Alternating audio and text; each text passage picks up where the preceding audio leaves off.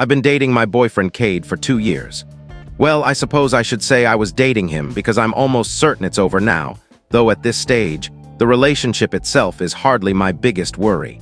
Let me explain everything from the start, because you really need the complete context to grasp why what I discovered is so significant.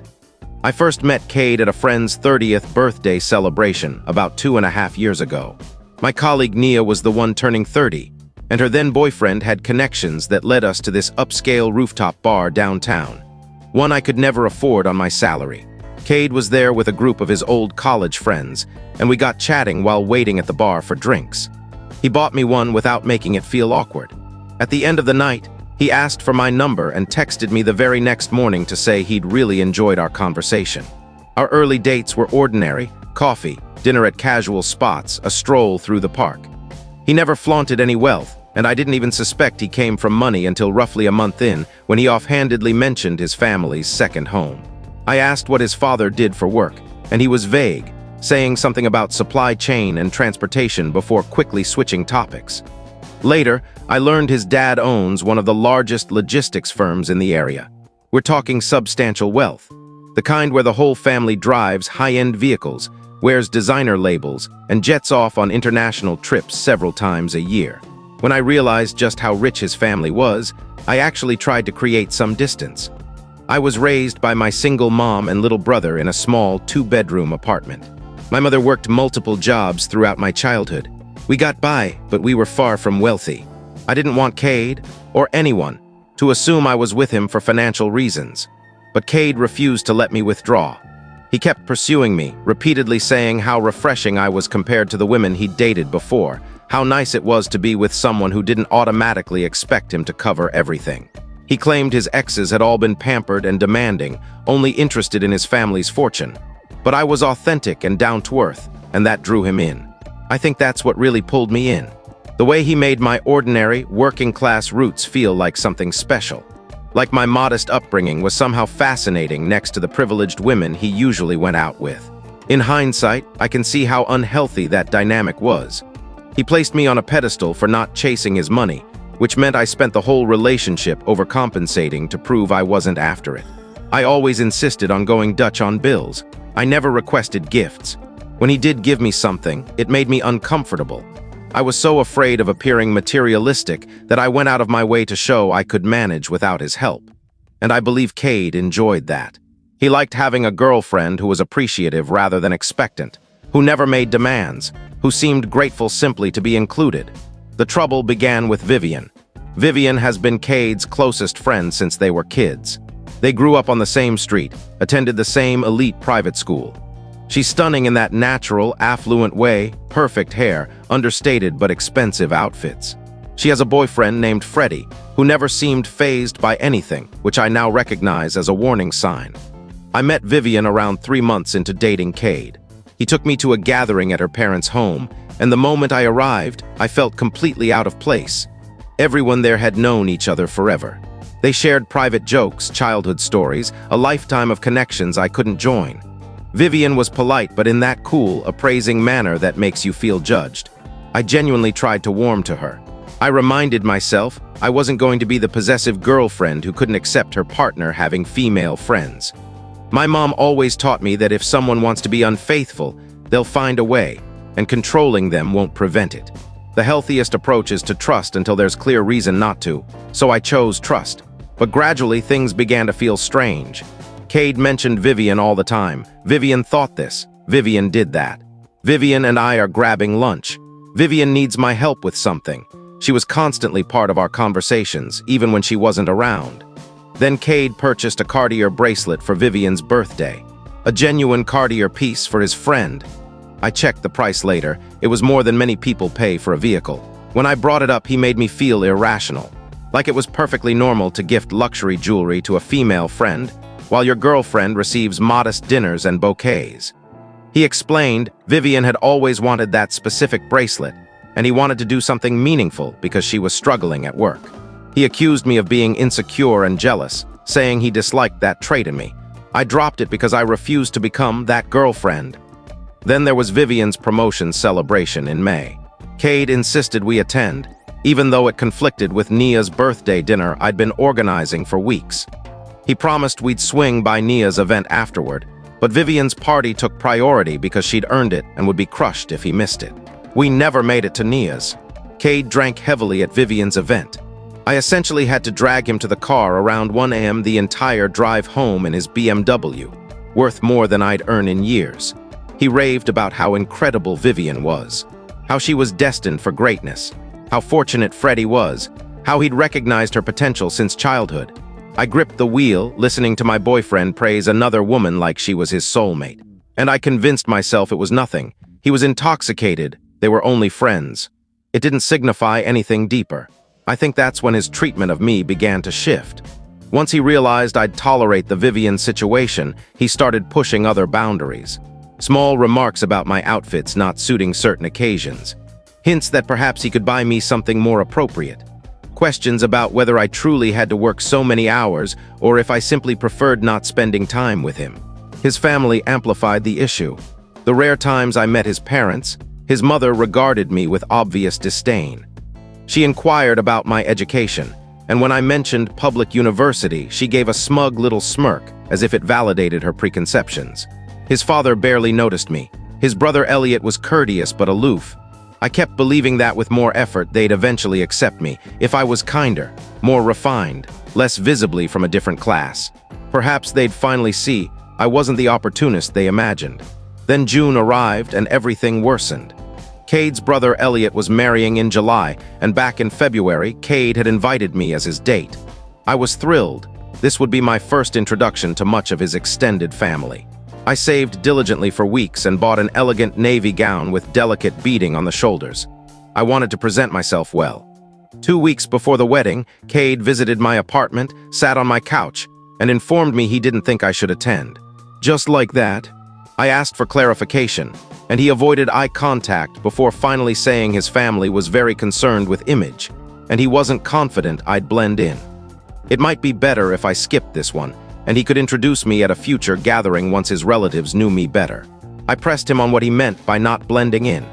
He offered excuses about his aunt's critical nature and his grandmother's old-fashioned views, claiming he was shielding me from discomfort. Then I asked who he intended to bring instead.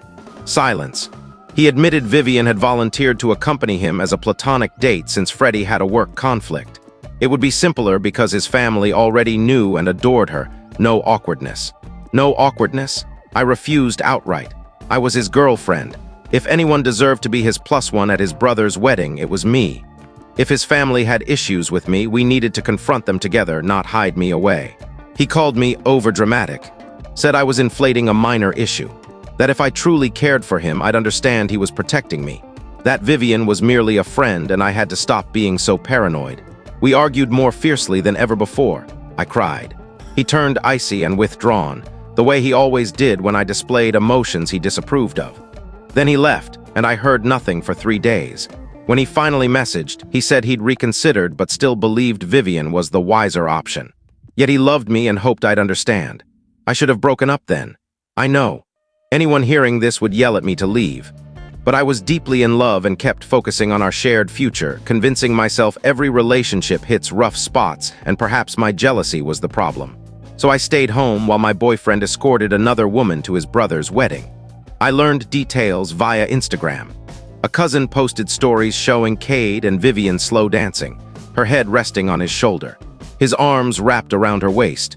They appeared every bit the couple. I texted Cade demanding an explanation. Hours later, he replied that I was overreacting. I phoned him. I could hear the reception in the background. I asked how he could do this while I sat home like some shameful secret. He said I was embarrassing myself, that his relatives could overhear, that I was proving precisely why he couldn't bring me, because I was too emotional. Then he ended the call. The following day, he arrived with flowers, apologies, tears, and vows to improve.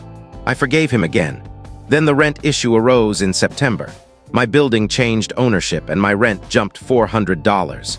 I mentioned it casually to Cade. He volunteered assistance. He offered just 3 months to tide me over. Unbeknownst to me, he was sharing our texts with his family, portraying me as financially exploiting him, ridiculing me during family meals, depicting me as a scheming opportunist. I discovered this because of Dubai. In October, Cade announced a guy's trip to Dubai. A week later, I spotted Instagram photos of him and Vivian on a hotel balcony. Caption: finally vacationing with someone who truly values me. I called repeatedly 30 times. When he finally picked up, he said his mother had always warned I was below their level, and he was beginning to agree. I declared us finished. He laughed and disconnected. 3 days ago, Elliot's wife mistakenly added me to their family group chat. I witnessed them ridiculing me live, screenshots of our private exchanges. His mother labeling me problematic, cousins chuckling. Cade writing, "Watch her crawl back when she can't pay for her modest place." That was 3 days ago. Yesterday, I visited his apartment to retrieve my belongings. I still had a key. He was away, not due back from Dubai until Thursday. I simply wanted my clothes. As I packed, I noticed his laptop open on the desk. I hadn't intended to snoop, truly. I planned to grab my things and leave, but a folder on the desktop caught my eye labeled Dad's Business. Something compelled me to look. I won't delve into specifics of what I found, as I'm still processing my options. Suffice to say, Cade has been engaging in activities his father is completely unaware of. Activities involving funds that aren't his to use. Activities that would shatter his family ties if exposed. And there were conversations, numerous exchanges between Cade and Vivian about his father, referring to him as a foolish old man, demented, simple to control. Mocking how oblivious everyone was to their scheme, I photographed everything, absolutely everything. Then I exited the apartment, drove home, haven't slept properly since. Cade returns from Dubai tomorrow. He's been messaging as if all is normal, sending vacation photos of him and Vivian at beach clubs and fine dining spots, like I should be interested. He has no clue I entered his place, no clue what I viewed on his laptop, no clue that the woman his family branded an opportunist now holds evidence capable of upending his world. I haven't replied to any messages. I'm unsure what to do next. Part of me wants to forward everything to his father immediately. Let them discover the true leech in their midst. Let their perfect son face exposure for who he really is. But another part is frightened. These people have resources, influence. Cade's family could easily complicate my life if provoked. And I'm uncertain about the legal ramifications of what I uncovered or the consequences of sharing it. My friend Nia urges caution, to plan carefully, to avoid rash actions. But whenever I close my eyes, I see that group chat. His mother declaring she knew I was trouble, cousins laughing, Cade typing, "Watch her come begging." They viewed me as some needy, broke woman they could humiliate and discard. They have no idea what evidence I possess. Cade lands tomorrow afternoon. He texted that he'll head straight to my place from the airport because we need to talk, as if he has the upper hand.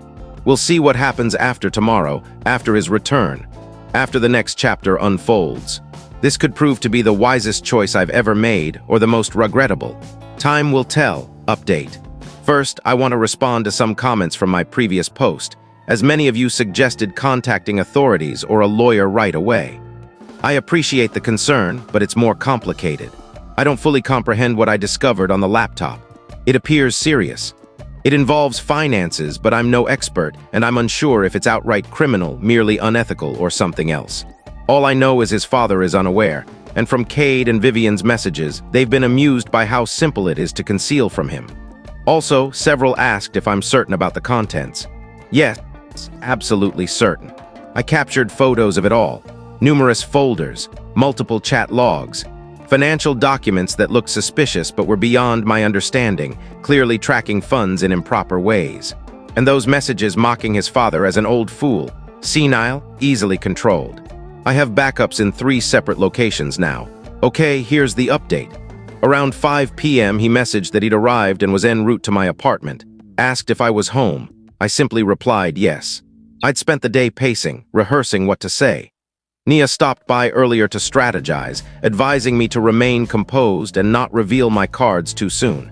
To gauge his attitude about Dubai and Vivian first. But by the time he arrived, rage clouded everything. He knocked around 6 p.m. I opened the door to see him with his luxury suitcase, fresh Dubai glow, and a wide grin, as if expecting an enthusiastic welcome. I just stared. He entered, attempted a hug. I recoiled, and confusion crossed his face, like he truly didn't grasp my coldness. That fueled my anger further. How could he pretend normalcy after everything? He began chatting about jet lag and how incredible Dubai was, suggesting I join next time, while I stood arms folded. waiting for any acknowledgement. Finally, I asked about Vivian's well-being. He paused mid-sentence, froze briefly. Then annoyance flashed. He said she was great and questioned why I was launching into that immediately. He'd barely stepped inside and I was already fixating on Vivian. I mentioned seeing the photos. He actually rolled his eyes, said yes, he shared some images, so what? It was a trip. People document vacations. I was overreacting, as always. I asked why he falsely claimed it was a guys-only getaway. He insisted he hadn't lied. His buddies were there. Vivian joined spontaneously after splitting with Freddie. She needed escape. No big issue. He withheld it because he anticipated my exact meltdown. I pressed about the caption. Finally vacationing with someone who truly values me. What did that imply? He grew defensive, claiming I was overanalyzing, just words, nothing deeper. He was referring to traveling with friends broadly, not Vivian specifically. I was distorting facts to vilify him. That's when I raised the group chat. I informed him I'd seen every message, all of it. His shared screenshots of our talks, his mother labeling me problematic, cousins mocking me, him predicting I'd beg when rent became unaffordable. His expression shifted. He demanded to know how I accessed the chat. I explained Elliot's wife added me accidentally. He checked his phone, scrolling, jaw tightening as he reread. Then he looked up, claiming it was private family dialogue.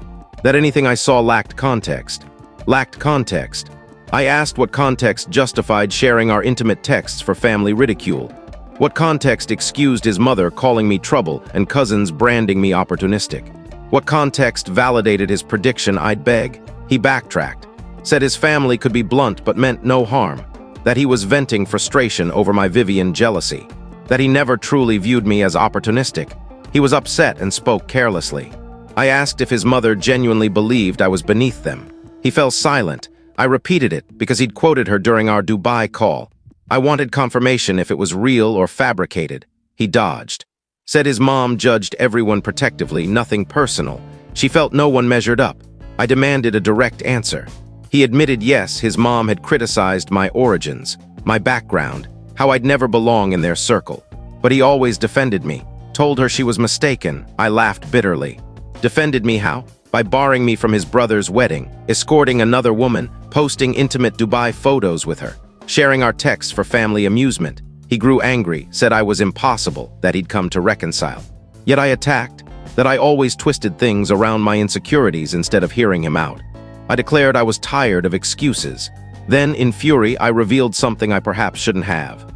I admitted visiting his apartment for my items, that I retained a key, that I noticed his open laptop, the folder titled Dad's Business, his face drained of color like a ghost.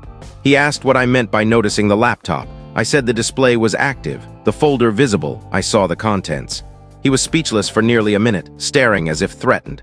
Then he inquired precisely what I viewed. I said enough. He paced my living room, raking hands through hair, muttering, then halted, voice low, almost pleading. Asked if I copied anything, sent it anywhere. I remained silent. He repeated urgently. This was critical. I must disclose immediately if I captured images or files. I still said nothing. He approached, gripped my shoulders, hands trembling, eyes wild, begging to know what I'd done. I shoved him away, ordered no touching. He retreated but persisted, claimed I misunderstood the files. There was explanation, but he needed assurance nothing was shared first. I asked about the messages. He froze again. I revealed seeing his chats with Vivian, mocking his father. Old fool, senile, easily controlled. He shut his eyes. I demanded details. What were they concealing? What in that folder terrified him so? He opened his eyes, visibly afraid for the first time, not defiant. Truly frightened, he begged me to erase everything. Immediately, whatever captured, he'd explain afterward, but deletion first. Exposure would destroy everything. I asked, destroy what? He said his bond with his father, his inheritance. All he'd built toward. Family business complexities I couldn't grasp. Yes, questionable decisions that appeared damning without context. But not as I assumed. If I allowed explanation without leverage, he'd clarify. I demanded explanation now. He refused. Not until files vanished. Until safety assured. I said no chance. And then the transformation like a mask slipping. He grew eerily calm, asked what I wanted. Cash, he'd write a check instantly. Any amount to resolve this. New housing. Paid rent for months, a year. Compensation for pain, then disappearance. I was stunned. Said I wanted none of his money. I wasn't the opportunist his family labeled, no matter the insults. I sought only truth. He called me naive. Everyone has a price. That I'd played the independent, self-sufficient role throughout, but now with power I wielded it like anyone. I called him repulsive. He countered that I invaded his laptop. I threatened exposure. I dangled family business over him. Who was truly villainous, I ordered him out. He hesitated, gaze calculating, then warned conversation unfinished. I possessed family property, he'd reclaim it somehow. I should consider actions carefully, I didn't comprehend their reach. I opened the door, repeated leave. He collected his bag, paused in doorway, turned. He'd always known I differed from his prior girlfriends. Only now realized it was because I was sharper and more threatening. Then he departed. I secured the door, chained it, collapsed on kitchen floor, trembling uncontrollably. Nia arrived an hour later after my shaky text. I recounted everything. She panicked, calling it madness, asking my plan. I had none, still don't. But it escalated further. Around midnight, unknown caller. I ignored. Repeated rings. Text from unfamiliar number. This is Cade's father. We must speak urgently. My son mentioned a misunderstanding. I'd prefer resolving amicably before regret. Please answer. Critical, whatever you believe you discovered, there's explanation. Meet to discuss. Calls persisted. I silenced phone but saw alerts. Frequent calls, increasingly urgent texts. Need details on your copies, who you've informed. This can disappear, you can leave generously compensated. Fresh start. No harm, be sensible, consider consequences. Then this morning, Cade messaged 2. Tone shifted, no threats. Merely please call. I know I failed you, hurt you. But you don't grasp the situation. I'm terrified, need to speak. Then Dad's enraged. Whatever you said has him unraveling. Please reveal what you shared so I can repair. That's when it clicked. Cade's father doesn't know the file's true contents. Yet Cade admitted I found something incriminating but omitted specifics. If the father read insults, old idiot, senile, he wouldn't offer hush money, he'd confront his son. So Cade races to reach me before I expose truth to his dad. Father assumes I'm attempting blackmail. Unaware his son mocks him, calls him manipulable, misuses company funds. I haven't replied to anyone. Cade. His father, no responses. But desperation mounts hourly. Cade's mother phoned twice this morning. Voicemail requesting woman-to-woman talk on keeping family affairs private. That I'm understandably upset, but there are discreet resolutions. Discreetly. As if I'm the wrongdoer. Nia suggests meeting the father. Accept offered funds and exit. This family is powerful, I'm outmatched, wisest to depart with gain. They scorn me as opportunist for rent aid. Yet their beloved son engaged in acts so grave that mere discovery panics them. Who's the actual parasite? Update when I decide, watch them squirm or secure payout. Either way, they'll never label me opportunist again. Final update. This is my last post, time to close this chapter and heal. But you've all been incredibly kind and supportive. You deserve closure. I met Cade's father. After my prior update, contact intensified. Cade grew frantic. His father upped offers. Eventually, his mother messaged, prepared to provide $50,000 for all materials, NDA signature, and permanent departure. $50,000 to the woman they mocked for accepting rent help. I considered it. No denial, $50,000 would transform my circumstances. Better housing, debt clearance, financial breathing room. But each time memories resurfaced, group chat, Cade's watch her beg. Family laughing at my grateful texts for aid. Labels, trash, inferior, trouble, they offered not from remorse or respect, but to shield their son from accountability. So I messaged the father I'd meet, not to negotiate, to reveal his son's true actions. We met at a restaurant near me. Public neutral, he arrived in tailored suit, polished rich patriarch fixing his child's error. Fake warmth like old acquaintances. Launched into speech. Understood my anger but misunderstanding. Cade youthful, error-prone but good-hearted. Family overly critical, apologies offered. If I disclose findings and agree to silence, we could proceed amicably. I listened. Let him pitch. Let him escalate generosity. Then I retrieved my phone, stated I sought no payment. He deserved truth about his son. I displayed messages, Cade and Vivian's exchanges, labeling him foolish old man, laughing at supposed senility, bragging manipulation ease. Joking future plans post his removal. I observed his reaction. He seemed to age visibly in moments, silent initially, kept reading, hands trembled, face hardened. He set phone down, stared as if explosive, asked if more existed. I described the folder, Dad's business. Suspicious ledgers, funds routed improperly, beyond my expertise but clearly hidden. He requested everything sent. I forwarded all photos, screenshots, immediately at table. He reviewed on his device, expression darkening. At one point, a guttural sound like gut punched.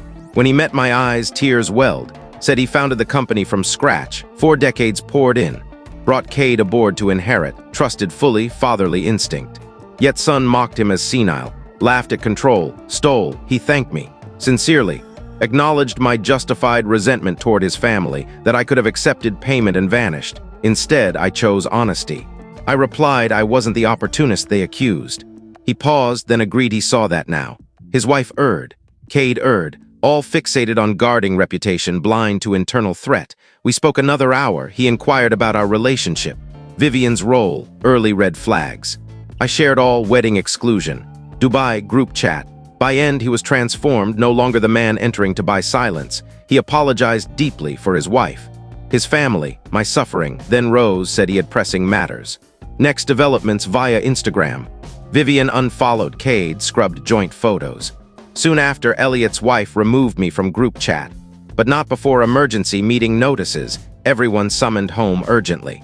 Then Cade bombarded texts, 23 consecutive, demanding what I revealed to father.